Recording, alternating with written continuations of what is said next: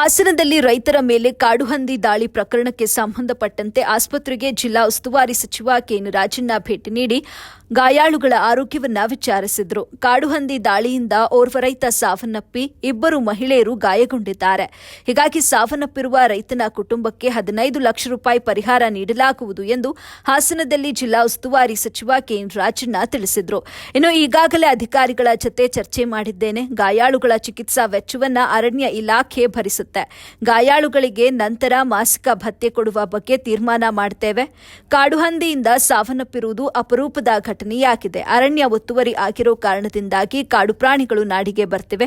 ಆಹಾರ ಕೊರತೆಯಿಂದ ಕಾಡು ಪ್ರಾಣಿಗಳು ನಾಡಿಗೆ ಬರ್ತಿವೆ ಅಂತ ಹೇಳಿ ಹಾಸನದಲ್ಲಿ ಜಿಲ್ಲಾ ಉಸ್ತುವಾರಿ ಸಚಿವ ಕೆಎನ್ ರಾಜಣ್ಣ ತಿಳಿಸಿದರು. ಪ್ರಮುಖವಾಗಿ ನಿನ್ನೆ ಕಾಡಂದಿ ಕೋರೆಯಲ್ಲಿ ಅದು ಸ್ವಲ್ಪ ತೊಂದರೆ ಮಾಡಿರ್ತಕ್ಕಂಥದ್ದು, ಒಂದಿಬ್ಬರು ಆಸ್ಪತ್ರೆಯಲ್ಲಿ ಅಡ್ಮಿಟ್ ಆಗಿರೋದು, ಒಬ್ಬರು ಈಗಾಗಲೇ ಹಸುನಿಗಿರ್ತಕ್ಕಂಥದ್ದು ಇವೆಲ್ಲ ವರದಿ ಆಯಿತು.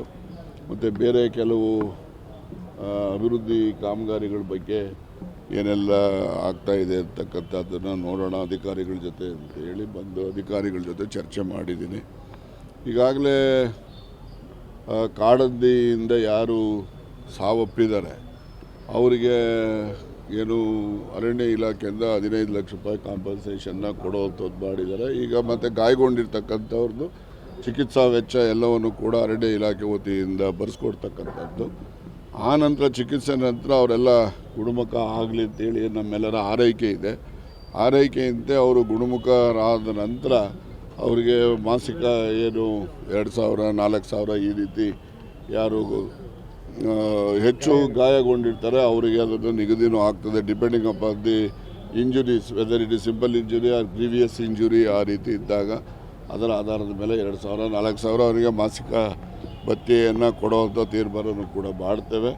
ಬಟ್ ಇದು ಒಂದು ಅಪರೂಪ ಘಟನೆ. ಇದು ಬೇರೆ ಚಿರತೆ ಅವಳಿನಲ್ಲಿ ತೊಂದರೆ ಆಗ್ತಕ್ಕಂಥದ್ದು, ಆನೆ ಅವಳಿಯಿಂದ ತೊಂದರೆ ಆಗ್ತಕ್ಕಂಥದ್ದು ಈ ರೀತಿ ಎಲ್ಲ ಇದೆ. ಆದರೆ ಈ ಒಂದು ಹಂದಿಯಿಂದ ಈ ರೀತಿ ಸಾವಪ್ತಕ್ಕಂಥದ್ದು ಅಪರೂಪದಲ್ಲಿ ಇದೊಂದು ಅಪರೂಪವಾದಂತಹ ಘಟನೆ. ದುರದೃಷ್ಟಕರ ಅಂತ ಹೇಳಿ ಯಾರೆಲ್ಲ ಸಾವಪ್ಪಿದ್ದಾರೆ ಅವರ ಆತ್ಮಕ್ಕೆ ಶಾಂತಿಯನ್ನು ಕೋರ್ತಕ್ಕಂಥದ್ದು, ಅವರ ಕುಟುಂಬದವರಿಗೆ ಅವರ ಅಗಲಿಕೆಯನ್ನು, ಏಕೆಂದರೆ ಅವರೆಲ್ಲ ಪಾಪ ರೈತಾಪಿ ಕುಟುಂಬದ ಜನರು, ಜೀವನ ಮಾಡಿ ಬೇಸಾಯ ಮಾಡಿ ಜೀವನ ಮಾಡ್ತಕ್ಕಂಥವ್ರು. ಈ ರೀತಿ ಆಘಾತ ಆದಾಗ ಆ ಕುಟುಂಬದಲ್ಲಿರ್ತಕ್ಕಂಥ ಸದಸ್ಯರುಗಳಿಗೆ ಕೂಡ ಹೆಚ್ಚು ಆಘಾತ ಆಗಿರುತ್ತೆ, ಆ ದುಃಖನೂ ಆಗಿರುತ್ತೆ. ಆ ದುಃಖವನ್ನು ಸಹಿಸ್ತಕ್ಕಂಥ ಶಕ್ತಿ ಭಗವಂತ ಕೊಡಲಿ ಅಂತೇಳಿ ಹಾರೈಸ್ತೀನಿ. ಈಗ